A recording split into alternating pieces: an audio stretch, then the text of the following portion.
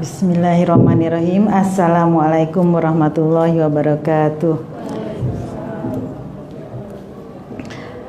Alhamdulillahilladzi anzala ala abdihil kitaba wa lam yaj'al lahu iwaja. Asyhadu alla ilaha illallah wahdahu la syarikalah wa asyhadu anna Muhammadan abduhu wa rasuluhu la nabiyya ba'da. Allahumma sholli ala Muhammad wa ala ali Muhammad kama sholaita ala Ibrahim wa ala ali Ibrahim fil alamina innaka Hamidum Majid. Ibu-ibu yang berbahagia pada siang hari ini, marilah kita bersyukur kepada Allah Subhanahu wa taala atas segala limpahan rahmat, hidayah, rezeki, kesehatan, kesempatan sehingga kita bisa memberikan waktu untuk kebaikan, mengisi waktu kita di hari Jumat ini dengan ibadah yang semoga apa yang kita lakukan pada siang hari ini pun tercatat sebagai amal ibadah yang Allah ridho padanya. Amin. Juga selawat beriring salam untuk junjungan kita Nabi besar Muhammad sallallahu alaihi wasallam. Ibu-ibu, tema pagi hari ini yaitu ayah ibu bawalah kami ke surga. Melihat dari temanya siapapun ingin, termasuk saya. Jadi marilah kita, mungkin untuk ilmunya tidak akan habis untuk membahas bagaimana cara membawa anak-anak kita atau keluarga kita ke dalam surga. Walaupun di dalam ayat dikatakan ku anfusakum wa ahlikum nar, bahwa jagalah dirimu dan keluargamu dari azab api neraka. Ibu-ibu, sebuah hadis mengatakan kullu mauludin ala fitrah. Jadi sesungguhnya setiap bayi yang lahir adalah suci. Orang tuanya lah yang akan menjadikan Yahudi kah, Nasrani kah, atau Majusi. Jadi kenapa hadis ini mengatakan bahwa setiap anak-anak itu terlahir suci? Apakah orang tuanya akan membawa ke Yahudi, ke Nasrani, atau ke Majusi? Bukan artinya bayi yang terlahir itu suci akan dibawa kemana? Akan jadi jahat, akan jadi baik? Bukan, tetapi apakah akan dibawa menjadi Yahudi, Nasrani, atau Majusi? Itu adalah tergantung daripada bapaknya. Dari hadis ini diketahui bahwa apa? Bayi yang terlahir itu sebenarnya adalah muslim. Seluruh bayi yang lahir adalah muslim. Kita bisa melihat di dalam surat Al-A'raf ayatnya, kok saya lupa ya, 23 apa berapa ya, nanti dicari ya. Intinya gini, ketika itu Allah memberikan keturunan daripada tulang rusuk kita ya, dari sulbi, Allah memberikan keturunan. Kemudian Allah meminta kesaksian dari keturunan itu sebelum terlahir. Alastu birabbikum, alastu birabbikum. Apakah kamu bersaksi bahwa aku ini Tuhanmu? Kemudian bayi itu akan menjawab, bala syahidna, iya, aku bersaksi. Artinya apa? Sebelum bayi itu terlahir, bayi itu dalam keadaan suci atau dalam keadaan muslim, gitu. Bayi itu terlahir dalam keadaan suci atau muslim. Sehingga ketika sudah lahir, gitu, maka ada yang jadi Majusi kah, ada jadi Nasrani, itu tergantung pada orang tuanya masing-masing. Intinya apa? Semua kita ini sebenarnya adalah makhluk surga, gitu. Kita manusia itu sebelumnya adalah makhluk surga yang sudah ada sebelum kita dilahirkan dan berada di dalam alam gaib. Dia termasuk kita tuh alam gaib. Sebelum kita lahir kita berada di dalam alam gaib. Kemudian kita dilahirkan, maka orang tuanya lah yang akan menjadikan kita Majusi, Nasrani, atau apa? Yahudi. Alhamdulillah, kita terlahir dari orang-orang tua yang muslim. Maka kita begitu lahir kita menjadi muslim. Alhamdulillah, gitu. Tetapi bukan sampai di situ saja, bukan sampai dengan lahir selesai kita ada terlahir muslim, alhamdulillah beruntung. Tetapi apakah kita akan dibawa ke surga atau tidak, tergantung kembali lagi kepada orang tua kita, gitu. Tergantung dari pendidikan dari orang tua kita. Maka kita sebagai orang tua memiliki tanggung jawab bagaimana bisa membawa anak-anak kita ke surga. Kalau dari tema ayah ibu berarti ada dua peran, baik itu ayah maupun ibu yang akan membawa anak kita ke surga. Maka kita taruh sekarang peran ayah dulu. Peran ayah. Seorang ayah, saya barusan aja update status begini, bahwa seorang ibu adalah guru pertama bagi anaknya. Al-ummu madrasatul ula. Ya, pernah dengar nggak gitu? Pernah dengar nggak bahwa ibu itu guru pertama bagi anaknya? Jadi jangan, kalau guru pertama artinya apa? Jangan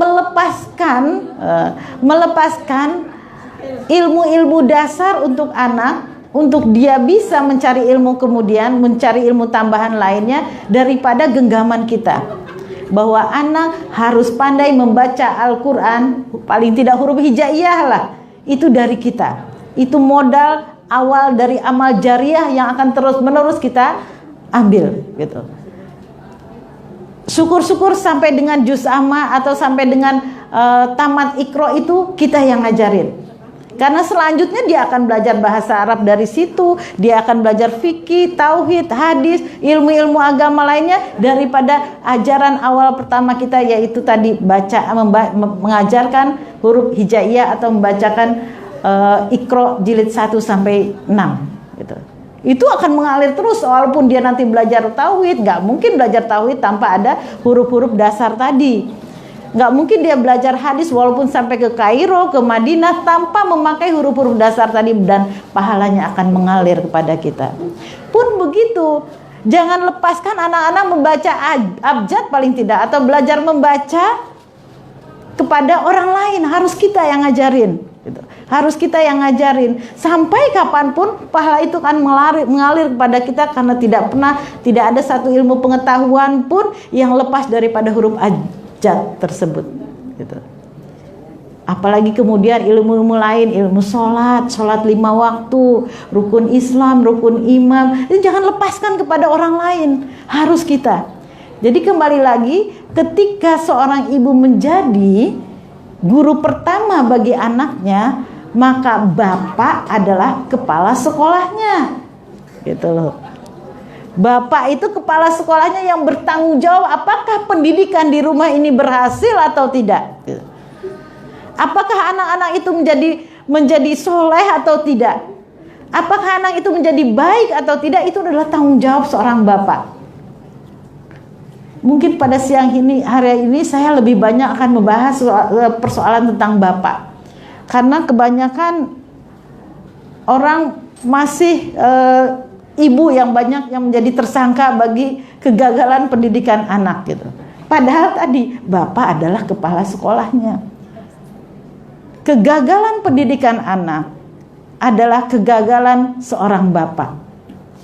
Kalau ibu-ibu lihat di luar, ada anak yang narkoba, ada anak yang menjadi maling, ada anak mungkin menjadi koruptor, menjadi pembunuh. Kalau diikuti alurnya, gitu ya. Kalau diikuti alurnya, saya banyak melihat kok biang keroknya adalah bapaknya, gitu. Kenapa? Seorang yang narkoba, mungkin nggak semua ya, nggak semua, jangan menjadi seperti itu. Tapi saya banyak sekali melihat, kenapa kamu jadi narkoba? Karena ternyata apa? Tidak ada respon yang baik dari seorang bapak di rumahnya, gitu. Bapak tidak bisa jadi tempat bertanya, bapak tidak bisa jadi tempat mengeluh. Karena apa? Bapaknya autis. Kira-kira bapak kita di rumah autis nggak, Bu ya? Yang setiap hari hanya bekerja, main gadget ya, walaupun kadang-kadang didekati, bapak ini urusan, loh bapak kok main gadget terus, saya kok nggak boleh, bapak ini urusan, ini klien, ini itu namanya bapak autis, gitu. Adanya cuma bekerja, dan mengira kamu kan sekolah bapak yang bayarin gitu. Kamu kan les bapak yang bayarin. Kalau bapak nggak bekerja setengah mati, bagaimana bapak bisa membayari sekolah kamu? Ini namanya bapak ATM. Bapak yang jadi mesin ATM. Tidak ada lebih gunanya selain mesin ATM. Nah, anak yang seperti ini akan mencari dia, di mana dia harus mengadu, di mana dia mencari kenyamanan, di mana dia akan bertanya. Karena di rumahnya dia memiliki bapak yang autis. Pada saat libur malah main golf. Malah mancing. Padahal apa? Anak itu gitu. Tadi, anak itu bagaimanapun adalah sekarang kita lihat bagaimana burung melindungi anaknya. Bahkan saya tuh baru tahu kalau ikan nila itu saya ketika itu memperhatikan di dalam kolam banyak sekali anak-anaknya kecil gitu. Banyak anak-anaknya kecil. Terus dia selalu mengikuti kemana ibunya pergi. Ini banyak anaknya. Tiba-tiba ada ikan lain itu kelihatan sekali ibunya tuh marah. Jadi duri-durinya tuh mengembang. Kemudian dia membuka mulutnya, semua anak-anak ikan itu dimakan gitu. Saya kaget loh, anaknya kok dimakan gitu. Terus ternyata apa? Setelah pergi itu para musuh-musuhnya, anak-anak ikan itu dikeluarkan kembali. Itu ikan. Belum kucing, belum burung yang bagaimana melindungi anaknya. Jadi bagaimanapun peran ayah adalah melindungi anak-anaknya daripada segala godaan-godaan yang akan menjerumuskan dia pada hal-hal yang tidak benar. Jadi kalau ada anak yang tidak benar, maka sejauh mana perlindungan seorang ayah? Kadang-kadang ayah itu hanya punya bahasa bangun. Pagi-pagi udah marah-marah. Bangun nggak? Bangun. Terus cepet. Apalagi ayah? Cepet. Awas terlambat. Belajar. Tidur. Jangan main nonton TV. Pokoknya hanyalah perintah-perintah yang nggak enak bagi anak itu, nggak nyaman. Sehingga tadi anak-anak itu berusaha mencari kenyamanan di luar. Dia bisa cerita, dia bisa mengeluarkan unek-uneknya. Iya, kalau di luar dia dapat orang yang baik. Kalau ternyata di luar dapatnya teman-teman yang justru akan menjerumuskan dia, akhirnya apa? Ketika anak sudah besar, si bapak adanya cuma marah, anak kok kurang ajar gitu. Anak kok kayak gini, anak kok adanya cuma menyalahkan anak. Lah dulu waktu kemarin kemana aja? Waktu masa kecilnya kemana aja? Waktu dia ingin mencontoh kamu di mana? Gitu. Saya baru saja melihat video Eli Risman. Dia bilang gini, siapa yang punya anak laki-laki? Ya, siapa yang ketika dikatakan bahwa anak laki-laki itu adalah sasaran tembak bagi narkoba dan pornografi. Harusnya ini disadari oleh seorang bapak yang memiliki anak laki-laki, bahwa anak laki-lakinya itu adalah sasaran empuk atau tujuan daripada orang-orang yang ingin menjadikan anak Anda pornografi dan narkoba. Ini udah peringatan, udah tahu seorang ayah. Jadi bagaimana seorang ayah itu bisa melindungi gitu, membentengi anak-anak itu supaya tidak terpengaruh narkoba dan pornografi. Nanti kalau udah kena narkoba, kalau sudah terkena pergaulan bebas, baru si ayah mengeluh, anak saya kok begini, anak saya begini. Lah dulu membentenginya gimana? Baik, saya akan mengupas seorang ayah, pendidikan dari seorang ayah yang kira-kira bisa menjadi benteng bagi anaknya adalah yang pertama ada ayah yang bahagia. Saya kemarin posting itu. Ayah yang bahagia adalah ayah yang sempat, ya, ayah yang sempat melepas anaknya ke sekolah dengan perkataan seperti ini. Kira-kira udah belum ayah di rumah ya? Nah, ingat Allah, maka Allah akan menjagamu. Artinya apa? Betul-betul anak itu dibentengi dengan untuk selalu mengingat Allah gitu. Dan Allah yang akan menjagamu, bukan siapa-siapa, bukan temanmu, bukan gurumu, bukan tetanggamu, tetapi betul-betul Allah akan menjagamu. Jadi ketika anak akan melakukan sesuatu hal, dia tahu bahwa dia sedang diperhatikan Allah, bahwa dia dalam penjagaan Allah. Yakin anak itu tidak akan melakukan hal-hal yang buruk gitu.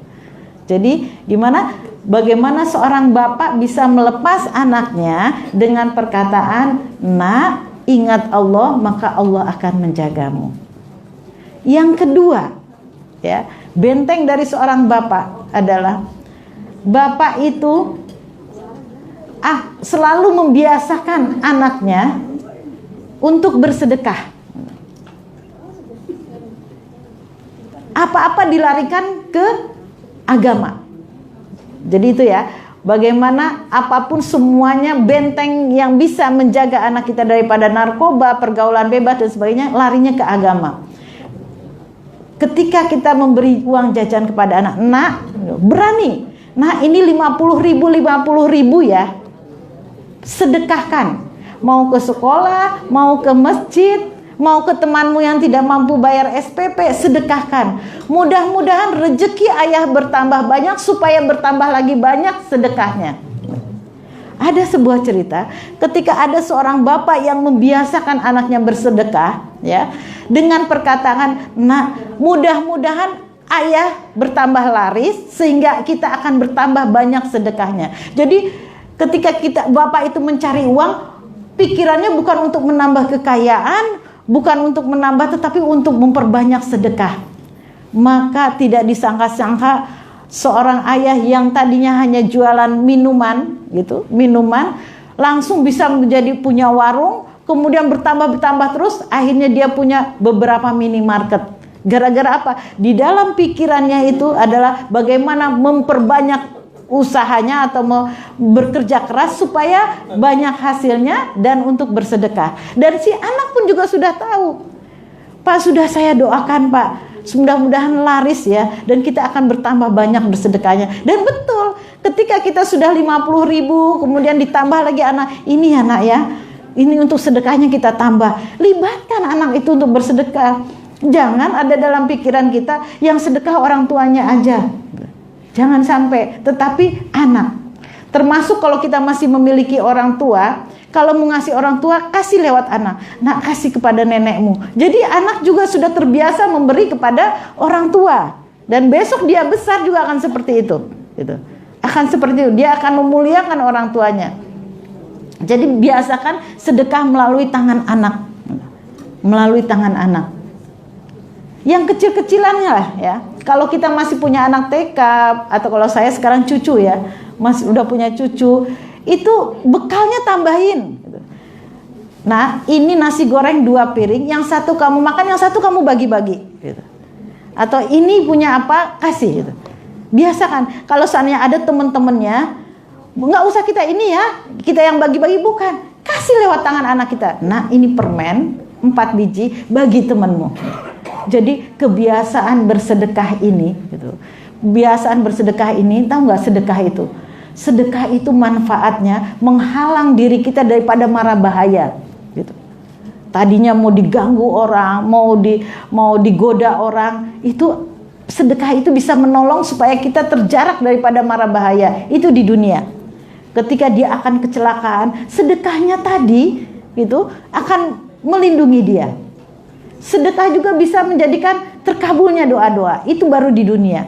Kalau di akhirat, ya, kalau di akhirat kan sudah tahu kan bagaimana seorang yang mau sakaratul maut, gitu, Al-Mu'minun ayat 10 itu, dia akan dibayang-bayangi oleh api neraka. Kalau orangnya jahat atau orang baik akan dihalangi api neraka, dan dia akan menyesal.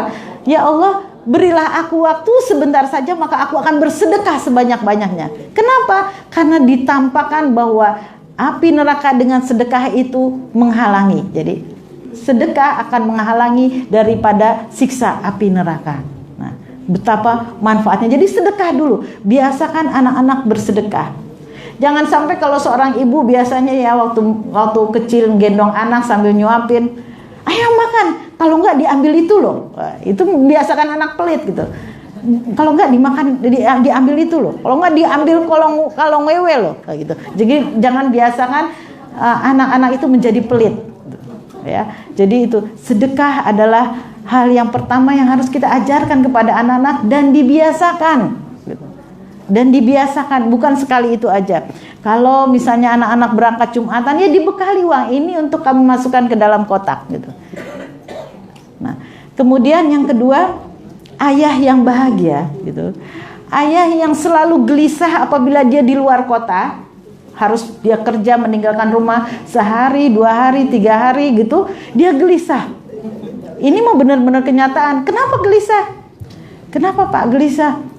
Aduh, siapa ya yang bangunin anak-anak saya dan membawa mereka ke masjid? Anak-anaknya masih kecil, gitu. Setiap hari saya selalu membangunkan anak-anak sebelum subuh, memandikan, kemudian saya gendong bawa ke masjid. Ini juga sebagai benteng bagi anak, bagaimana dia, bekal dia atau kekokohan iman dia yang akan menjaga dia nanti. Pada saat kita sudah tidak mampu lagi, tahu kemana dia pergi. Kalau sudah anak-anak udah SMP itu kita udah nggak tahu larinya kemana.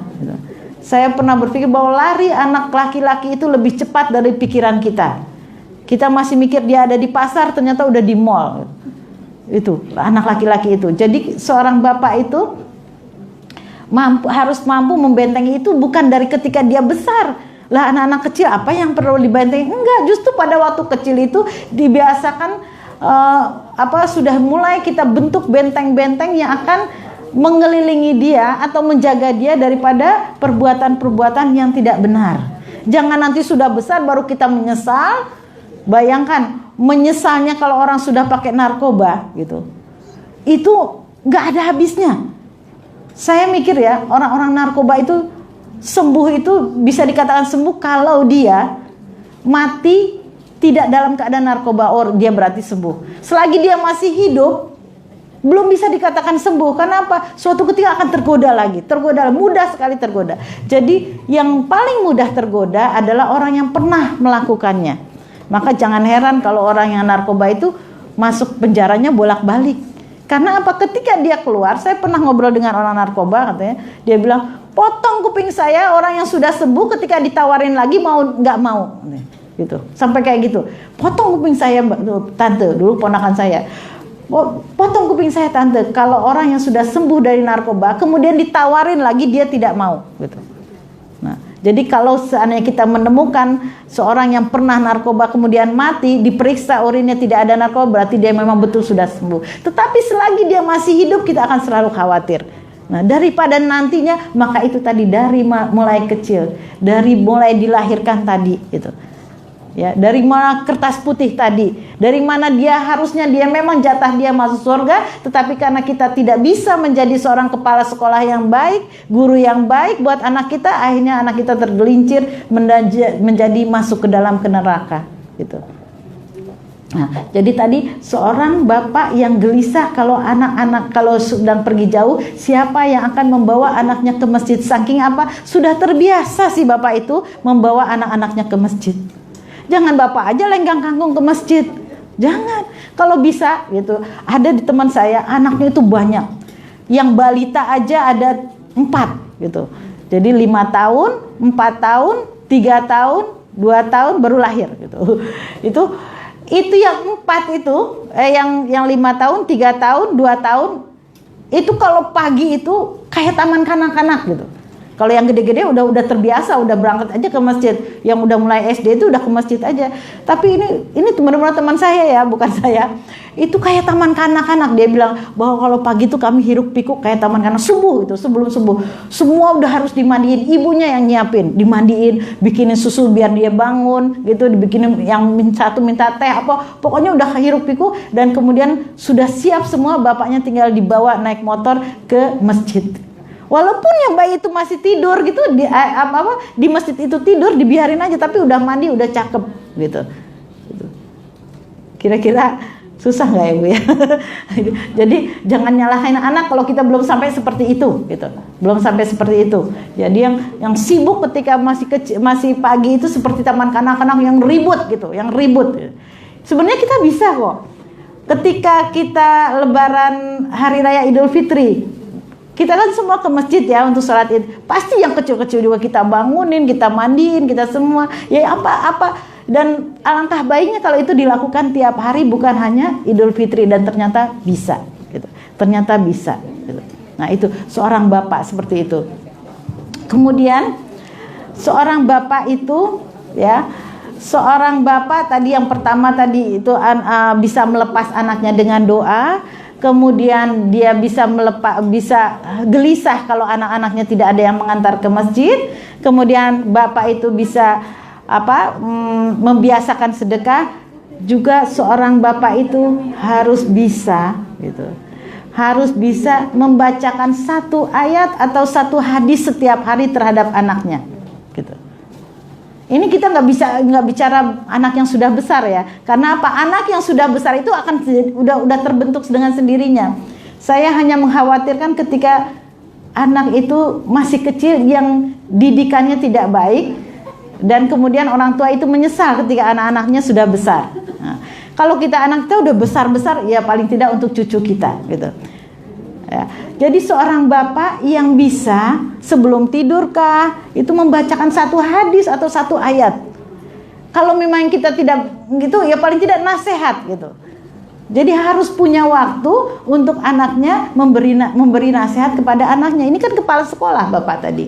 Bapak tadi adalah seorang kepala sekolah gitu.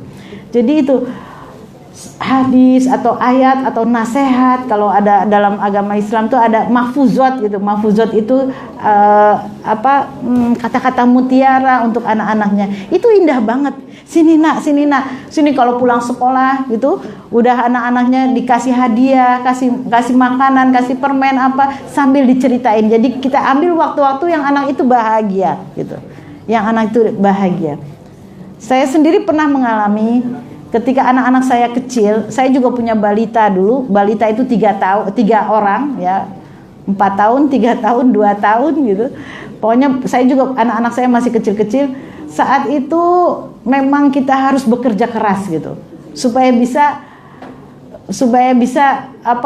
karena kita masih betul-betul masih baru mulai usaha gitu ya, masih keras. Jadi suami saya adanya cuma bekerja terus menerus gitu. Bekerja gitu, pagi berangkat pulang malam, pagi berangkat pulang malam. Dan pada suatu hari beliau itu pergi ke Jakarta. Pergi ke Jakarta selama 4 hari. Pulang dari Jakarta saya bilang sama suami saya, "Mas, tahu nggak? Jenengan pergi sebelum anak-anak nggak tahu. Jadi masih pagi, bapaknya udah berangkat ke Jakarta.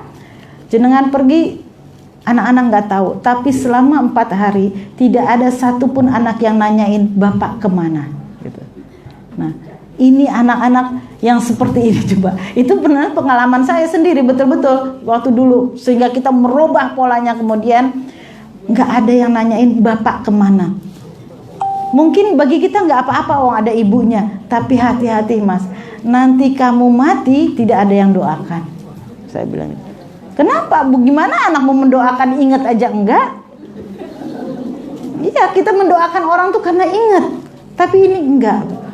Langsung kayak waktu itu aja suami saya tuh kayak orang kesambar petir gitu, kaku diem gitu. Enggak ada yang nanya. Pada selama 4 hari perginya aja nggak ketahuan, tahu-tahu nggak ada yang nanya. Iya, nggak ada nanya. Betul-betul nggak ada yang nanya. Mungkin kamu bisa tenang karena ada saya di rumah gitu, ngurusin anak gitu. Tetapi nanti kalau kamu mati nggak ada yang doain. Nah, ini yang paling mengerikan gitu. Karena kita punya anak, diberi anugerah anak oleh Allah adalah untuk memperpanjang amalan kita, ya kan? Gak ada selebihnya itu, gak ada selebihnya yang kita inginkan dari anak apabila kita sudah meninggal, kecuali aliran pahala yang diberikan oleh anak kepada kita sehingga menerangi kuburan kita, bahkan bisa membawa kita, menarik kita ke dalam sorga karena doa-doanya, karena amal solehnya, karena sedekahnya, karena bacaan Al-Qur'annya itu gitu. Jadi amal soleh seorang anak yang soleh itu mengalir seluruhnya kepada orang tuanya, walaupun satu ayat atau satu huruf dari Al-Quran dia tidak akan hilang. Apalagi sedekahnya, apalagi amal solehnya semua akan mengalir. Jadi apalah artinya kalau kita punya anak tapi dia tidak pernah mendoakan kita. Nah, inilah kembali lagi tadi ke dalam rumah. Seorang bapak yang tidak memperhatikan anaknya, maka yang akan terjadi adalah lapar ayah. Artinya apa? Tidak punya ayah, tidak punya figur. Dia ada tapi dia tidak bisa memeluknya. Saya pernah berbicara lagi dengan seseorang yang bapaknya tuh sibuk terus gitu, kerja sibuk, organisasi. Dia bilang gini, ketika ada temennya yang meninggal, ayahnya meninggal, nangis. Terus temennya tuh bilang gini, saya sedih. Kenapa kamu nangis? Ya saya sedih, saya nggak bisa lagi memeluk ayah. Kata temennya yang meninggal bapaknya itu, saya sedih karena tidak bisa lagi memeluk ayah. Terus apa kata temannya yang tadi kehilangan ayahnya tadi, kehilangan kasih sayang ayahnya tadi, kehilangan figur ayahnya tadi? Dia bilang, kamu tidak bisa memeluk ayahmu karena memang ayahmu sudah meninggal. Tetapi mana yang lebih sedih dari apa yang aku rasakan? Aku punya ayah tapi aku tidak bisa memeluknya, gitu. Ngobrol juga nggak bisa, nggak sempet. Jangan deket-deket, bapak banyak urusan, gitu. Jangan, bapak banyak masalah, gitu. Siapa coba yang nyuruh, gitu? Kenapa aku dilahirkan kalau hanya untuk dicuekin kayak gini, kan gitu. Ini akan menyebabkan anak jadi lapar ayah, tidak punya ayah, sehingga dia mencari makan atau mencari ayah di luar. Akhirnya itulah yang terjadi, narkoba membahagiakan dia, gitu ya. Teman-teman pergaulan bebas membahagiakan dia karena dia di rumah tidak memiliki sosok yang seharusnya membahagiakan dia, gitu. Ini tanggung jawab seorang ayah alangkah beratnya karena dia tadi kepala sekolah itu kan berat, dia harus mensukseskan anak didiknya, gitu. Jadi ibu sebagai guru, maka bapak kepala sekolahnya, maka nggak bisa kita lihat kan udah ada ibunya, gitu. Ibu itu untuk memberikan kasih sayang. Ibu itu untuk yang lemah lembut, tetapi ayah yang harus mengajarkan ketegasan, keberanian, ya. Fondasi agama itu ayah. Ayah itu kalau punya ayah yang begitu perhatian, saya terus ya. Saya itu kelas 3 SD, Bu. Saya kelas 3 SD, badannya kecil, saya tinggal di Desa Sukabumi, Cicurug Sukabumi, kalau tahu Bogor, antara Bogor dan Sukabumi itu ada desa yang namanya Cicurug. Itu tuh macet sekarang. Kalau dulu desa banget, kampung banget. Ada 2 kali di situ, ayah saya itu banyak usahanya, kecil-kecilan gitu. Karena anaknya 12, saya anak ke-10 gitu. Karena di desa, kalau sudah SMA ke atas itu pasti sekolahnya harus keluar, mau ke Bogor, ke Jakarta, kan berarti biayanya harus banyak gitu, harus dikirim. Kakak-kakak saya itu harus dikirim uang, sementara adik-adiknya yang masih SD di situ itu harus mengelola usaha ayah saya. Gitu. Bukan hanya anaknya yang 12, tetapi sebagai orang Minang, jadi sebenarnya asli saya orang Minang, itu banyak keponakan yang ikut. Jadi saya pernah menghitung di dalam rumah itu ada 45 orang. Gitu. 45 orang. Kalau beras itu berkarung-karung gitu. Usaha ayah saya itu banyak gitu. Kecil-kecilan semua. Tapi yang megang itu kita gitu. Saya kelas 3 SD sudah dikasih usaha apa, Bu? Bapak saya menjual batu. Batu-batu dari kali yang besar-besar itu dipecah oleh para buruh, kemudian ditimbang, kemudian buruh itu saya bayar. Jadi saya disuruh nimbang, anak kecil coba ya, berapa yang harus dibayarin ya, yang nimbangnya kuli-kuli tadi, kemudian saya harus bayar, itu harus saya bayar. Kadang-kadang buru-buru, namanya juga buru-buru ya, saya dinakalin gitu, karena anak kecil suka dikelecehin gitu. Nah udah gitu akhirnya saya pulang nangis, saya nggak mau kerja di situ, saya nggak mau disuruh nunggu batu-batu itu lagi, kuli-kulinya tuh jahat-jahat, saya bilang gitu karena saya dikelecehin. Enggak kok, segini gitu. Akhirnya saya kalau gitu kamu jaga bensin. Jadi ibu saya jualan bensin. Jualan bensin itu kalau waktu saya itu berarti tahun berapa itu ya, 70 sekian ya. Itu nggak kayak sekarang jualan bensin, Bu, yang beli 3 liter atau yang beli seliter belinya 1 jerigen, itu bukan. Di situ dulu, zaman dulu tuh Pertamina tuh hanya ada di Jakarta atau di Bogor. Jadi saya di tengah tuh nggak ada yang jual bensin kecuali ibu saya. Jadi kalau kulaan itu drum-druman, yang datang juga tangki-tangkian gitu. Berapa tangki, jadi gitu. Jadi saya disuruh jualan bensin.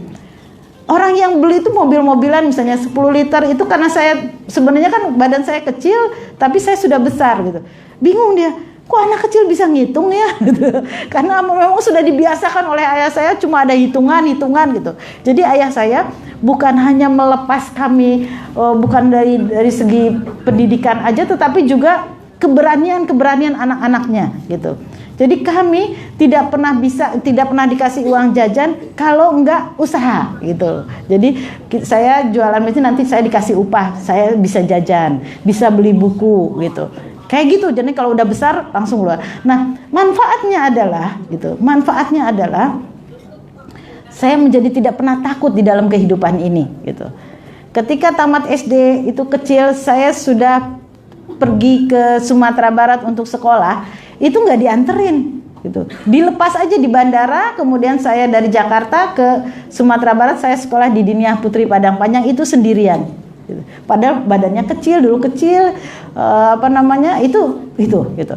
Tapi saya nggak pernah takut, karena apa? Berhadapan dengan kuli-kuli aja berani kok gitu. Jualan udah biasa, udah dengan itu, tapi selalu dalam pengawasan ayah gitu. Jadi kenapa ayah saya membayar upah? Karena ayah pengen mengumpulkan kami kalau sore gitu. Kalau kami sore, nanti bayarnya kalau kalian sudah ngaji gitu. Sudah ngaji. Jadi kami kalau sore itu udah mandi, ngaji, sholat, habis itu nungguin ayah bayar upah. Jadi ayah itu tidak pernah membiarkan dia tidur sebelum ngobrol dengan anak-anaknya gitu. Nah, itu keluar semua cuitan-cuitan kita, namanya anak 12, bayangin, saya begini. Nah, di situ ayah baru ngasih tahu bahwa perjalanan hidup ayah juga seperti ini, gini. Nah, itu mungkin karena kebawa dari Sumateranya ya. Sumateranya yang mana tega sama anak gitu. Adik saya itu sunat di rumah sakit gitu. Sunat di rumah sakit kan jalan kaki dulu, kita kan sepi itu. Habis sunat pakai celana suruh jalan kaki pulang gitu. Sampai jalannya sakit gitu, jalan. Kata ayah, saya jalan. Jadi keberanian juga harus ditanamkan oleh seorang ayah sebagai tadi dia berani ketika dia nanti di luar, dia berani mengatakan tidak pada sebuah pergaulan yang tidak baik gitu. Baru-baru ini juga saya mendidik anak saya untuk sengaja untuk pergi ke Surabaya. Saya ke Surabaya, kamu di sana ada teman mama yang seorang nelayan gitu. Kami ikut mencari ikan gitu. Mau takut mana, lihat laut aja takut, berani gitu. Berani. Kenapa orang berani kamu nggak berani? Jadi kalau cuma mengajarkan berenang itu biasa, tapi bagaimana anak bisa belajar menyelam di laut itu baru gitu. Baru itu ilmu itu. Jadi saya akhirnya dia baru-baru ini ikut nelayan itu sampai ke tengah laut gitu, ikut mancing, ikut mencari ikan. Di situ pelajaran yang setelah dari sana itu dia bilang, luar biasa mereka ya Maya. Jadi kalau aku tuh mikir betapa beraninya mereka gitu, menghadang ombak dan sebagainya. Ternyata kadang-kadang hasilnya tuh nggak ada mah. Sekarang anak saya yang saya bawa ke laut itu, kalau ada ikan yang terbuang yang nggak habis itu dia marah. Tahu nggak, nyari ikan tuh sulit, dia bilang. Nyari ikan tuh sulit. Dia sampai harus bertaruh nyawa di tengah laut. Kemudian pulang-pulang belum tentu dapat ikan yang banyak. Nah, disitulah saya merasakan bahwa memang di Indonesia ini yang paling kasihan itu nelayan dan petani gitu. Ternyata nggak banyak yang mereka dapatkan itu gitu. Harga ikan tuh sudah dipatok dan diambil oleh tengkulak. Kalau nggak dijual sama tengkulak, keburu busuk gitu. Padahal harga tengkulak itu murah. Termasuk petani, Bu. Petani saya kemarin, saya punya sawah sedikit gitu. Saya ingin mencoba gitu. Kan kalau kita kan biasanya bagi-bagi hasil dengan para penggarap gitu. Saya ingin mencoba bagaimana kalau saya ngurusin sendiri. Bagaimana saya beli bibit, kemudian membayar upah menggarap, membayar upah orang yang memelihara gitu. Hasil akhirnya beras dengan uang yang saya keluarkan itu imbang. Jadi nggak ada untungnya. Jadi kenapa petani itu mau? Dia nggak menghitung badan dia tidak menghitung upah dia gitu. Jadi paling kasihan petani dengan nelayan itu, sehingga tadi kita kita jangan buang-buang nasi lah gitu lah. Jangan buang-buang ikan karena ternyata mereka itu betapa sulitnya untuk mendapatkan itu gitu. Kita tinggal makan, tinggal enak-enakan. Nah, itu tadi ya. Kembali lagi pada lapar ayah tadi bahwa yang menjadikan azan ya. Kita tunggu sebentar ya. Ya. Kita break sebentar, silakan diminum.